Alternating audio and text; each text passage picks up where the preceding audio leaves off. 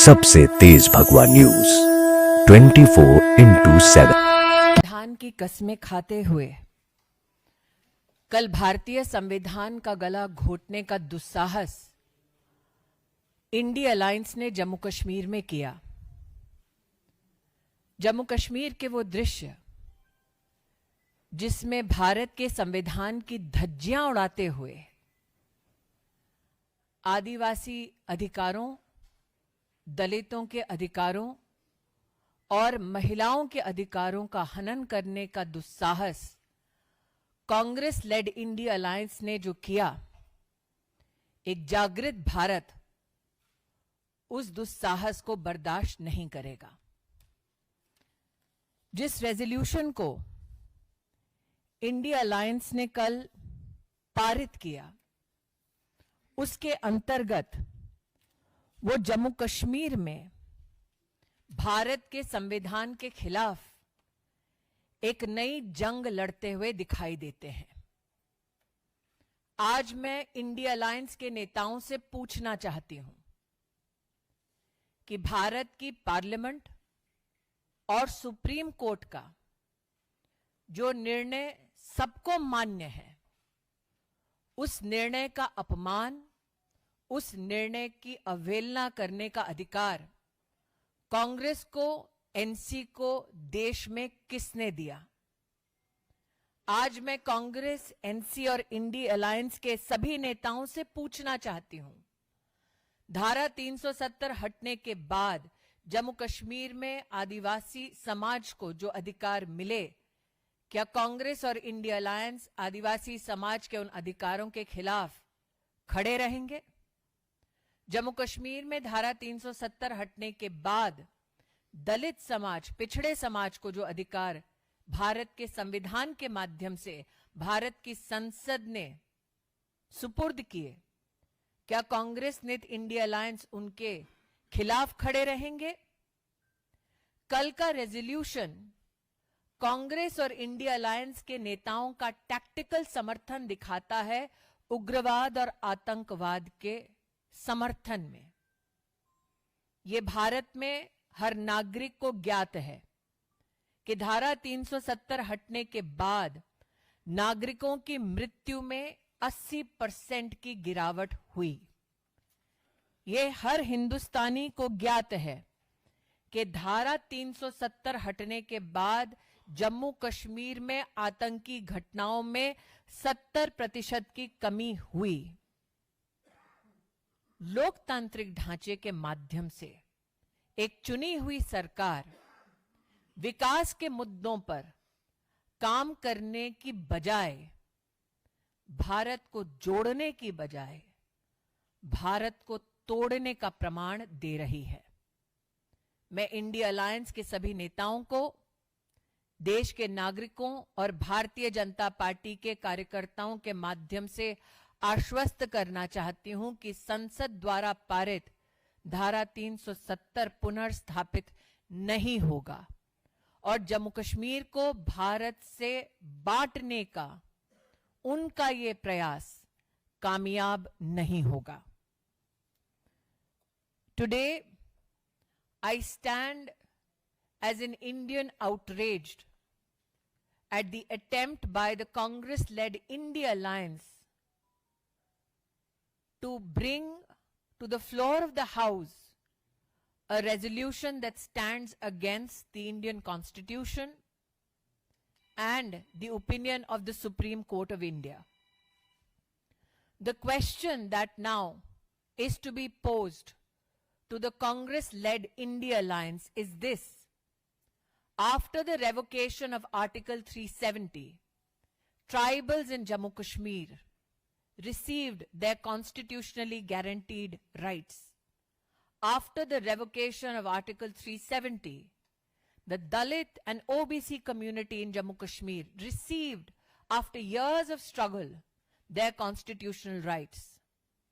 After the revocation of Article 370, women who were constitutionally guaranteed protection against abuse and violence received their constitutional protection. The resolution passed by the India Alliance led by the Congress Party brings to the fore many questions. Does the Congress-led India Alliance stand against tribal rights, Dalit rights, women's rights, children's rights? Everybody in India knows that after the revocation of Article 370, deaths of civilians, the numbers came down by 80%. Incidents of violence came down by 70%. Tourism in Jammu Kashmir especially went up to a staggering figure of over 2 crore 11 lakh tourists, especially in the Kashmir Valley. Does the Congress-led India Alliance, my apologies, today stand against the economic and constitutional interests of Jammu Kashmir? Does the Congress-led India Alliance today stand against the very premise that when Prime Minister Modi offered a package of 80,000 crore rupees to the citizens of Jammu Kashmir, do they stand against the development work of the government of India for the people of Jammu Kashmir? I am today joined in my outrage by the people of India and the Karyakartas of the Bharatiya Janata Party. The Congress leadership, particularly the Gandhi family, needs to answer. Do they stand for terrorism and stand against development of Jammu and Kashmir? Do they stand for breaking of India rather than stand and abide by the Constitution of India? The question that the Congress-led leadership has to answer, particularly in the states of Jharkhand and Maharashtra, do they stand against the valor of citizens who donned uniforms of the Indian Armed Forces to protect us better? Do they stand against tribal rights, rights of Dalits, OBCs, women and children? What they seek is a special status for themselves and not the people of Jammu Kashmir. Devendra Parashar. पिछले 5 सालों में भारत को सत्ता हटने के बाद इस प्रकार से लगातार डेवलपमेंट को लेकर ही जम्मू कश्मीर में चर्चा होती रही थी और वही नैरेटिव था। इस प्रकार की अलगाववादी चीजें जो होनी शुरू हुई है, क्या ये अफरेज आप लोग को करता है कि आगे माहौल किस तरह? मुझे ऐसा लगता है कि इंडिया अलायंस ने जो बिगुल छेड़ा है जम्मू कश्मीर में, वो अगर विकास के संदर्भ में होता तो जम्मू कश्मीर के आवाम को उससे ज्यादा फायदा होता। मुझे लगता है कि आंतरिक सुरक्षा के विषयों पर अगर भारत की सरकार के साथ मिलकर राष्ट्रीय सुरक्षा और नागरिक सुरक्षा पर वो बल देते तो वो एक सकारात्मक राजनीति का प्रमाण होता। इस प्रकार के रेजोल्यूशन को पारित कर वो भारत के संविधान, भारत की संसद, भारत की सुप्रीम कोर्ट के खिलाफ एक अपना स्टैंड लेकर जम्मू कश्मीर के आवाम को, जो शांति प्रिय है, जो विकास पसंद है, उनको क्या संदेश देना चाहती है? मैं पुनः कहती हूं कि इंडिया अलायंस के नेता आवाम के लिए नहीं, अपने स्वार्थ के लिए, अपने लिए स्पेशल स्टेटस चाहते हैं ताकि पुनः जम्मू कश्मीर की तिजोरी को वो लूट सके। आमोद राय।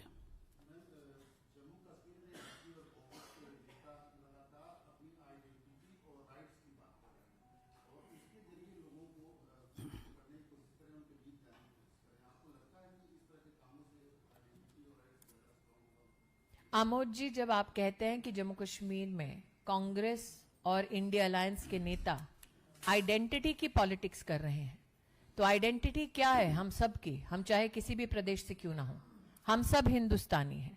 और जम्मू कश्मीर के नागरिकों के उस आइडेंटिटी पर किसने तोहमत लगाई है, किसने प्रश्न चिन्ह लगाया है? जहां तक की बात जम्मू कश्मीर के आवाम की राइट्स की है, तो सबसे उत्तम डेमोक्रेटिक राइट है द राइट टू वोट। हाल ही में जो इलेक्शन कमीशन के सानिध्य में इलेक्शंस हुए, वो जम्मू कश्मीर के आवाम के डेमोक्रेटिक राइट्स के इम्प्लीमेंटेशन का सबसे सुनहरा प्रमाण है। तो वो जब आइडेंटिटी की बात करते हैं तो आइडेंटिटी हमारी, हमारे देश से, हमारी माटी से है। जब वो राइट्स की बात करते हैं तो वो राइट्स संवैधानिक हैं, जो गारंटीड हैं after the revocation of article 370। वो राइट्स जब धारा 370 था तब आदिवासी समाज को, दलित समाज को, ओबीसी समाज को, महिलाओं को, बच्चों को नहीं मिलता था। तो वो अपनी बेहतरी के लिए गारंटी मांग रहे हैं, आवाम की नहीं। अखिलेश सिंह जी।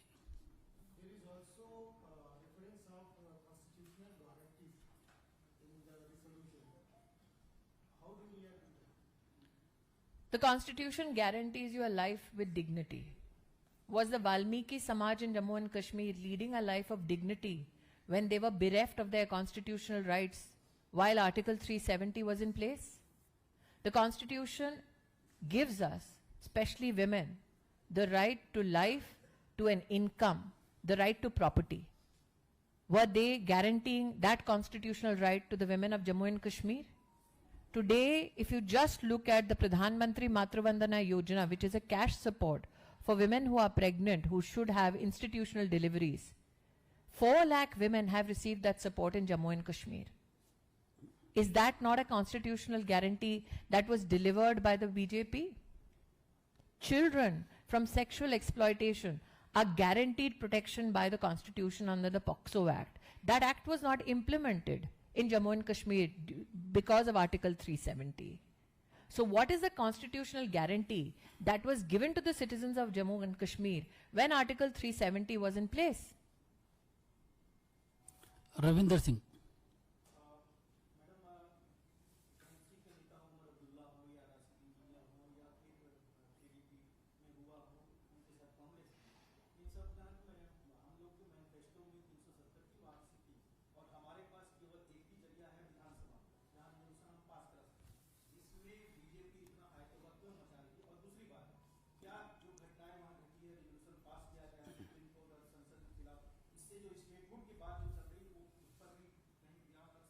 देखिए, अगर उनकी बात में इतना दमखम होता तो भाजपा के विधायकों के साथ हाथापच्ची करने की कोई जरूरत नहीं थी।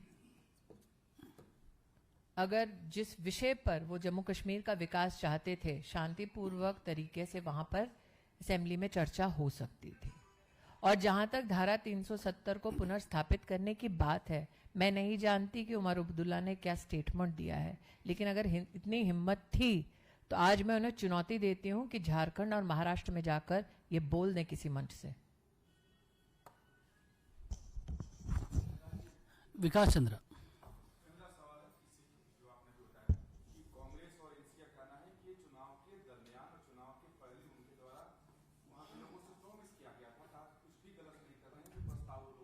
मैं पुनः कहती हूँ, प्रस्ताव की एक प्रति मेरे हाथ में है।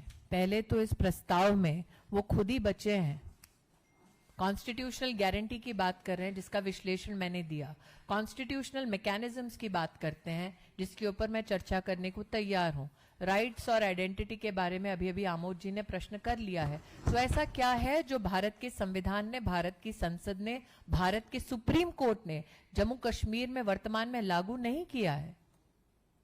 लेकिन अगर विषय में खुद में इतना ग्रेविटास था तो मुख्यमंत्री अथवा एक असेंबली ऑफ पीपल में भारतीय जनता पार्टी के जनप्रतिनिधियों के साथ हाथापाई करने की क्या जरूरत थी? बात में वजन नहीं है, बात विकास के मुद्दों से ध्यान भटकाने के लिए किया गया था। लेकिन आप अगर अपने मुद्दों से ध्यान भटकाने के लिए ऐसा दुस्साहस करते हैं, उसकी तर्ज पर आप भारत को तोड़ने का दुस्साहस करेंगे।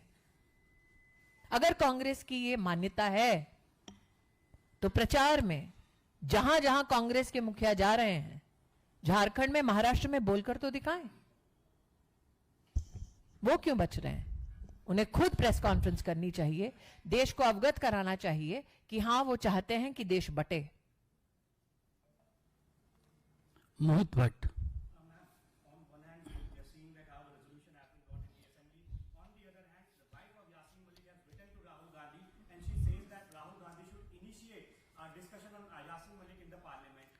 Aren't you intrigued why somebody who is accused of killing innocents, civilians, people in uniforms, is reaching out to the Gandhi family? Why would a terror suspect reach out for support to the Gandhi family?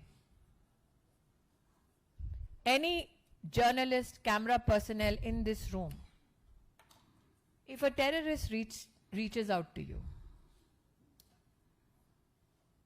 Neelu Ranjan. Are you happy to help? Hindi में आपको पूछना पड़ेगा साहब। यासीन मलिक की wife ने letter लिखा राहुल गांधी को, कहा है कि यासीन मलिक के बारे में पार्लियामेंट में डिबेट होनी चाहिए बिकॉज वही पीस ला सकते हैं कश्मीर में। क्या आपको ये जानकर आश्चर्य नहीं हो रहा कि जिन्होंने आतंक मचाया जम्मू कश्मीर में, बेगुनाहों की जानें ली, यूनिफॉर्म्ड हिंदुस्तान के पर्सनेल को मौत के घाट उतारा, वो सहारे और सहयोग के लिए गांधी परिवार की ओर हाथ बढ़ा रहे हैं? इस सभागार में जितने नागरिक आज इस प्रेस कॉन्फ्रेंस को देख रहे हैं, देश के हर मीडिया ऑर्गेनाइजेशन का पत्रकार है, कैमरा पर्सन है, साउंड पर्सन, टेक्नोलॉजिस्ट है। हम में से कोई भी हिंदुस्तानी क्या किसी आतंकवादी या आतंकवाद के समर्थन में कही हुई बात का समर्थन करेंगे? क्या किसी भी आतंकवादी का इतना साहस होगा कि आप में से किसी हिंदुस्तानी को संपर्क करके कहे भाई मेरी बात पहुंचा दो देश की संसद में? नहीं, क्योंकि वो भी जानते हैं कि आपके लिए आपका देश सर्वोपरि है। तो ऐसा क्या है कि आतंक फैलाने वाले अब कांग्रेस से सहारा मांग रहे हैं?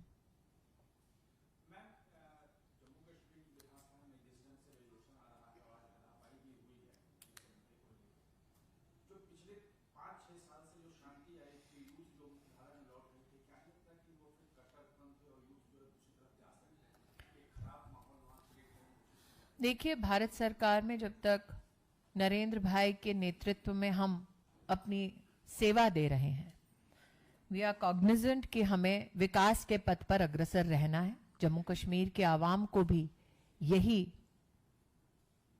मुझे लगता है, इच्छा उन्होंने व्यक्त की है।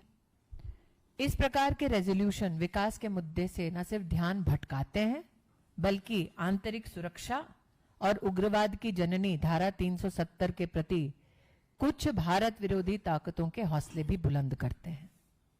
मैं सरकार की प्रतिनिधि के नाते आज यहां उपस्थित नहीं हूं, भाजपा की प्रतिनिधि के नाते इस मंच से भाजपा कार्यकर्ताओं की ओर से आपको आश्वस्त करती हूं कि देश भर में अगर कांग्रेस और इंडिया अलायंस ने दुस्साहस किया तो हम देश के नागरिकों के साथ एकजुट होकर मुंह तोड़ जवाब जरूर देंगे, ताकि जम्मू कश्मीर जो आज विकास के पथ पर अग्रसर है, जहां पर पत्थरबाजों की संख्या बिल्कुल खत्म हो चुकी है, वहां पर आतंक अपना सर दोबारा ना उठाए। रविकांत हो गया। पीयूष।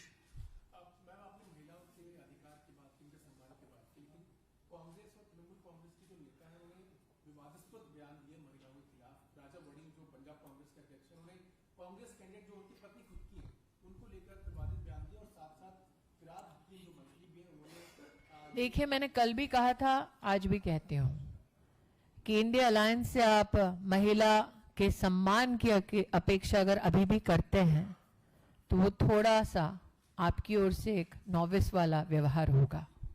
हम सब जानते हैं कि इंडिया अलायंस ने जब जब मुद्दों के आधार पर राजनीति करने में मुश्किलातों का सामना किया है, तब तब वो महिला जनप्रतिनिधियों के खिलाफ इस प्रकार की ओछी बातें करते हैं।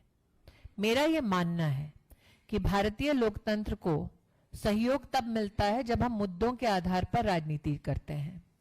तो एक महिला प्रतिनिधि को नीचा दिखाने की बजाय अगर इकोनॉमी, इंफ्रास्ट्रक्चर, एजुकेशन, हेल्थ जैसे मुद्दों पर वाद विवाद हो तो उससे देश का भी भला होगा और वोटर का भी।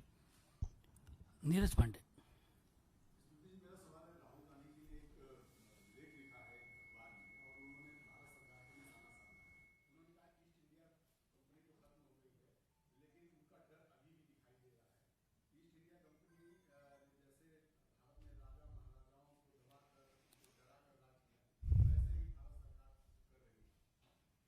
मुझे लगता है कि शायद, और इट्स सब्जेक्ट टू करेक्शन, उनके उस लेख का पहला सेंटेंस है India was silenced by East India Company. और ये वो लोग हैं जो गलतफहमी पालते हैं और बिरसा मुंडा का शौर्य